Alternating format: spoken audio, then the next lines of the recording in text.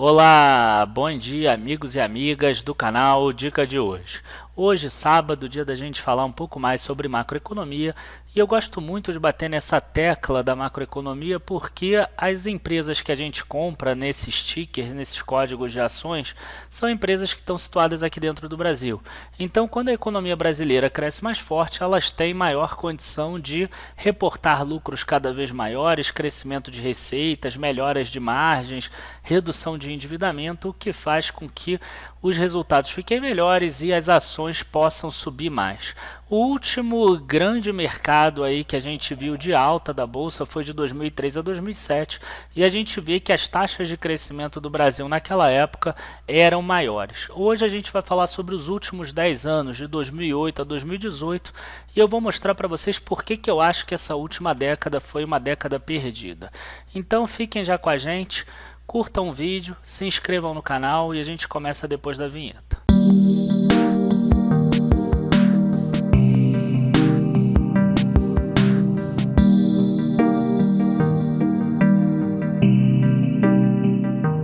Bom, recentemente eu fiz um artigo há uns 10 dias atrás lá no site, o www.dicadehoje7.com, em que eu mostrei por que a bolsa rendeu menos do que a renda fixa nos últimos 10 anos. E isso fica claro quando a gente faz uma análise dos fatores de produção, da remuneração dos fatores de produção.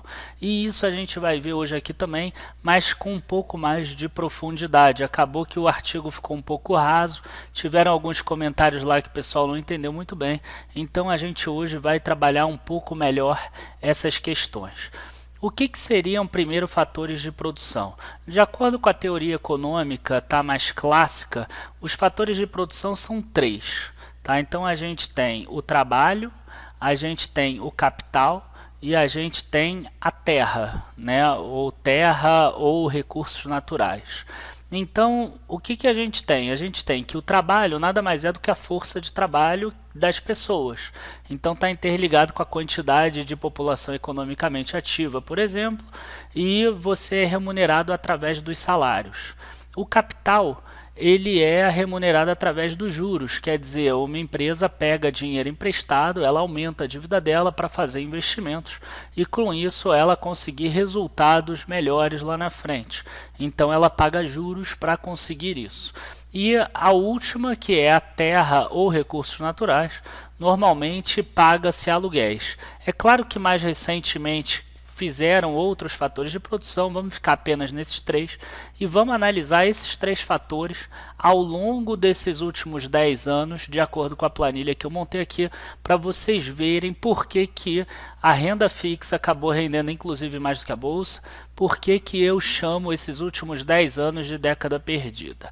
Lá no artigo eu cheguei a mostrar a variação do PIB, mostrando como o PIB cresceu muito pouco nesse período todo. Se a gente pegar lá 2009, 2010 cresceu bastante.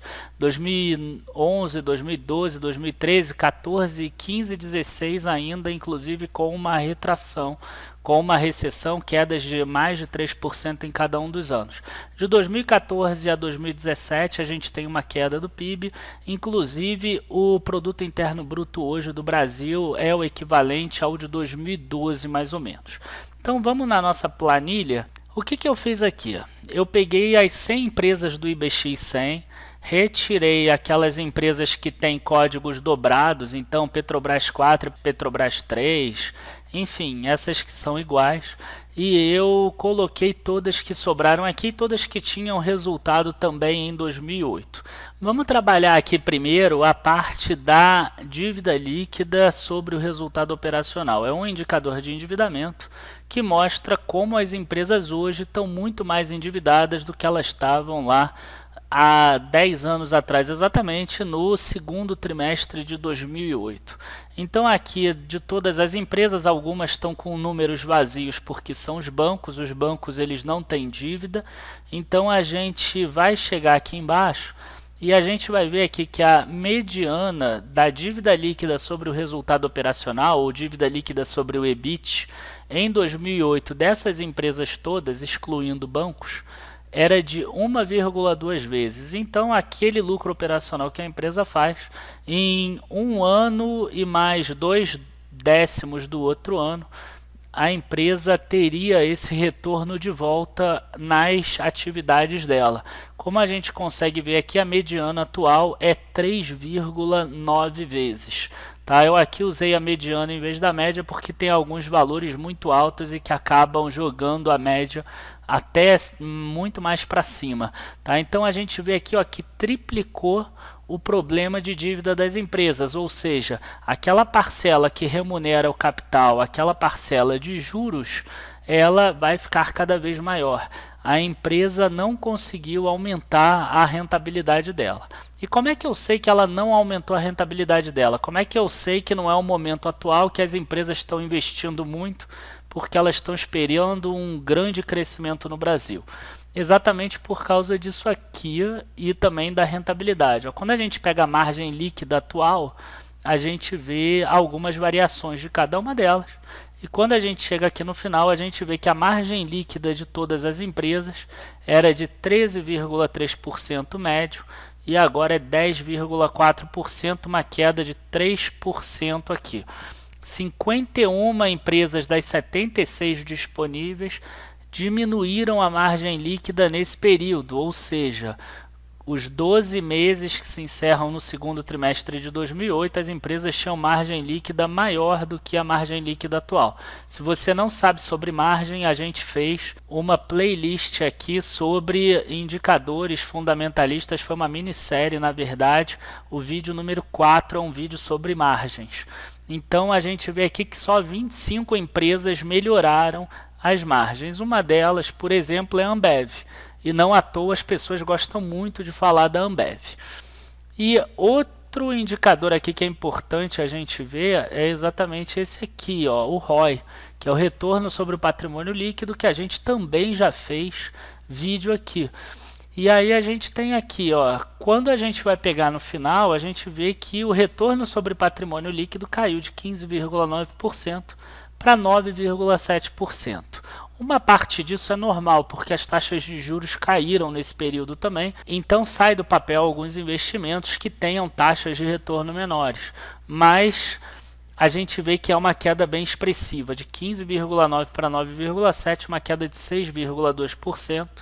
Inclusive aqui a gente vê que 36 empresas têm um ROI ainda maior do que 10%, só 20 empresas têm um ROI maior do que 15%.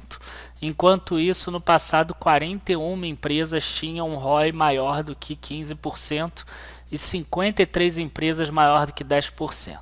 Para analisar os outros fatores de produção, eu peguei algumas fotos aqui que vai ficar muito simples para vocês verem. O primeiro deles, eu peguei o exemplo da Sonai Sierra. Sonai Sierra é um shopping que ele aluga várias lojas para vários lojistas e é o shopping que eu mais acompanho, inclusive a gente fala bastante sobre ele lá na carteira dica de hoje. E a gente vê aqui que o crescimento de venda dos lojistas ele teve uma queda agora no segundo trimestre, mas a gente vê aqui que teve uma alta de 7,3% no primeiro semestre de 2017, 1,2% no primeiro semestre de 2018.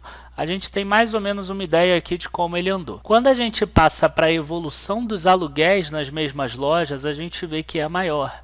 Quer dizer, os lojistas estão vendendo, estão aumentando a venda no percentual, mas o aluguel deles está aumentando mais do que as vendas, então sobra cada vez menos.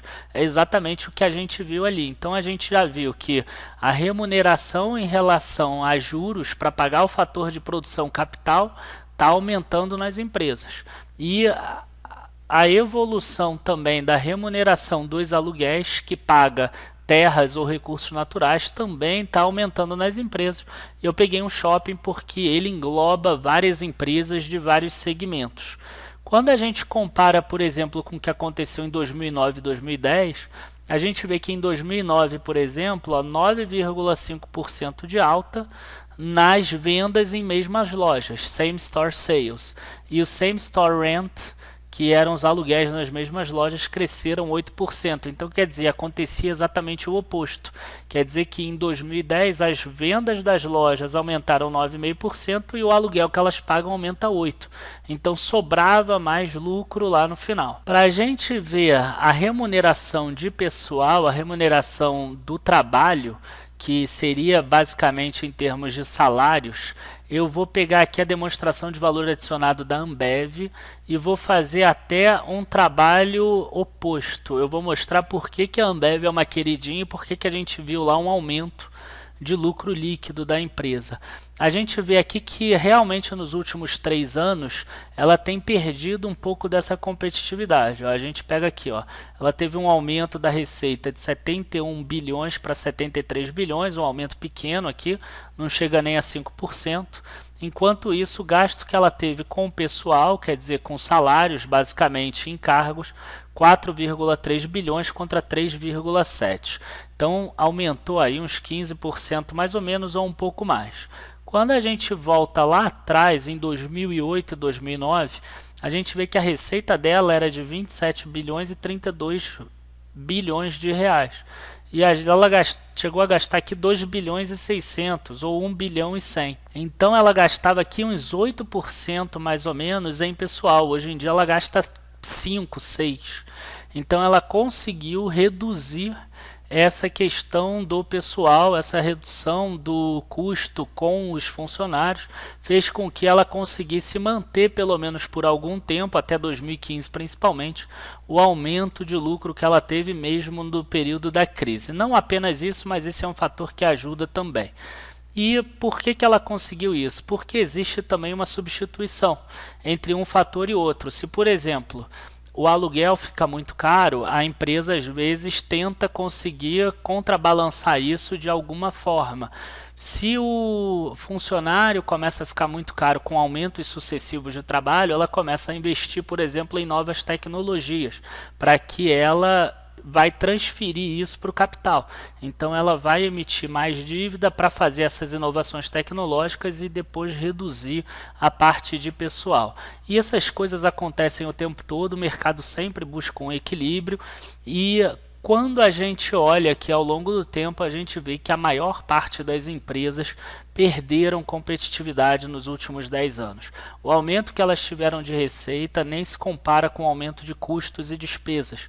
Foram aumentos de custos e despesas muito maiores, o que fizeram com que os resultados aumentassem muito pouco ou, em muitos casos, até diminuíssem.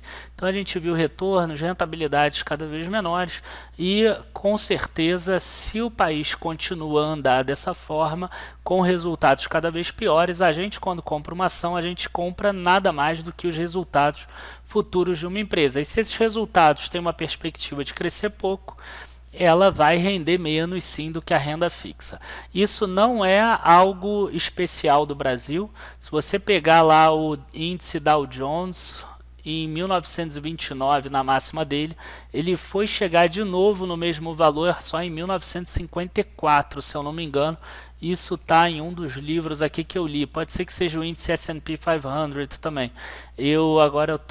Pode ser um dos dois índices lá dos Estados Unidos aconteceu isso. Quer dizer, demorou 25 anos para atingir de novo o mesmo patamar. Então, gente, eu espero que vocês tenham gostado. O vídeo ficou um pouco mais longo do que eu gosto, mas é importante a gente ver essa questão da rentabilidade das empresas e da remuneração dos fatores de produção. Muito obrigado aí a todos. Abraços, bons investimentos na segunda. Tchau, tchau.